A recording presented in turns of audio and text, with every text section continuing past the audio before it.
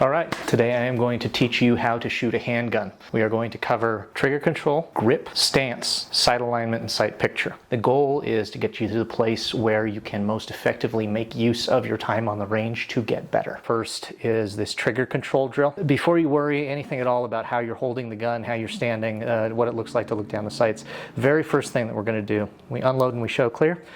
We cycle the action, we release pressure until we hear the sear disconnector reset. And then we begin adding pressure just until we hear that shot break. And we repeat this over and over and over again. We're just working the action. We're just getting familiar with where that shot breaks and how that feels. This is the thing that fits most easily into the subconscious and then allows us to get through the rest of the material more effectively. You can do this as a dry fire exercise just while you're sitting there on the couch. You can watch Breaking Bad while at the same time practicing your trigger control. Just do this 5 or 6 million times. You'll be the best shooter in your neighborhood. The next thing is going to be our grip. We want the web of our hand, this material between our thumb and our forefinger, to meet with the beaver tail of the pistol. We want to get up high into that beaver tail with the web of that hand, just like so. Our index finger, our trigger side index finger, our trigger finger, is going to index up along the frame of the pistol. We're not exaggerating how far forward we're thrusting that trigger finger. That's going to be determined by where our hand meets that beaver tail, right? Where the web of the finger meets that beaver tail. Footwork is pretty simple. We're just going to take our strong side, our trigger side foot, and we're going to take about a half a step forward. This is akin to a karate fighter or a boxer's normal stance. I don't like to kick my toe off to the one side. I like to have both toes pointed forward. And then we want to bend both of our knees slightly and put most of our weight on this front foot.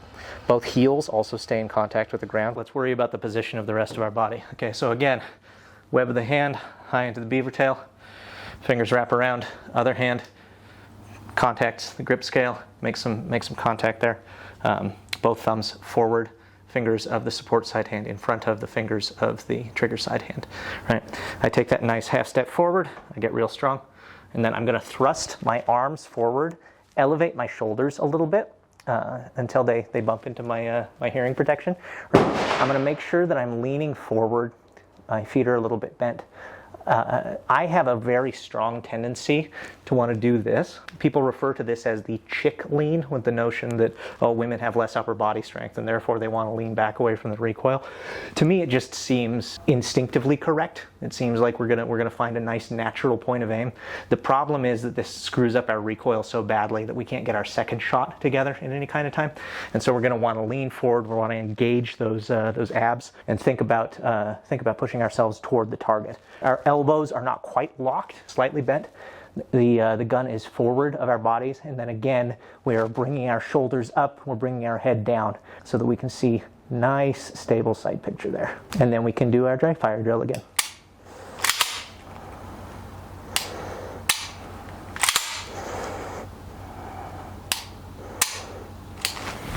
I have a red dot, and so I'm not thinking about sight alignment the way that I used to.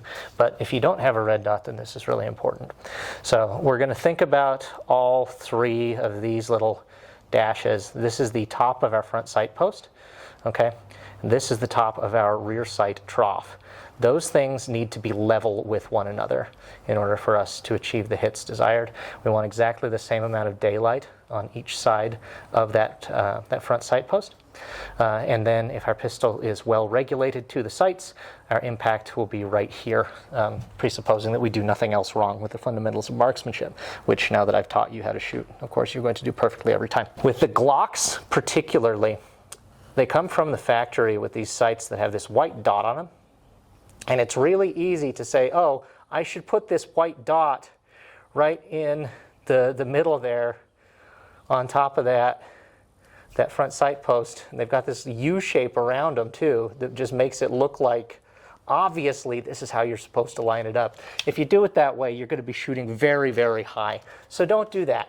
Even when that dot is there, you let that dot be cut off halfway or whatever so that the top of the front sight post is even with the rear of the sight trough, and you've got exactly the same amount of daylight on both sides. That I failed to mention that is pretty seriously important to contact your trigger with your trigger finger directly across from the bed of that nail. We want the trigger finger we don't want to be all the way out on the tip. We don't want to be in to the to that crease there.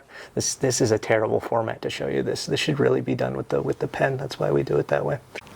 Now let's see how good a job I do of applying the lessons that I nominally just taught you.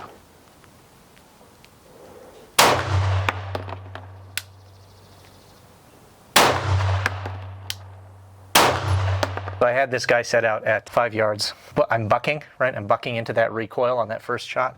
This is my first shot. This is my second shot. And then these are the next 3 shots. Okay, let's play with having our trigger finger a little less far through the thing.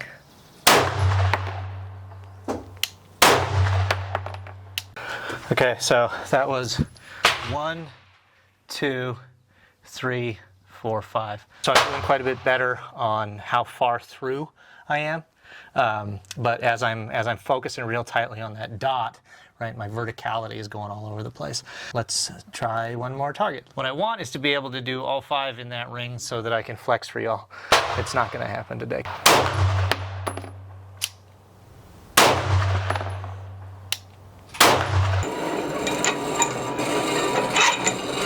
So that was shot number 1, and of course I felt like a genius. Those were 2 and 3, and then those were 4, 5, and 6.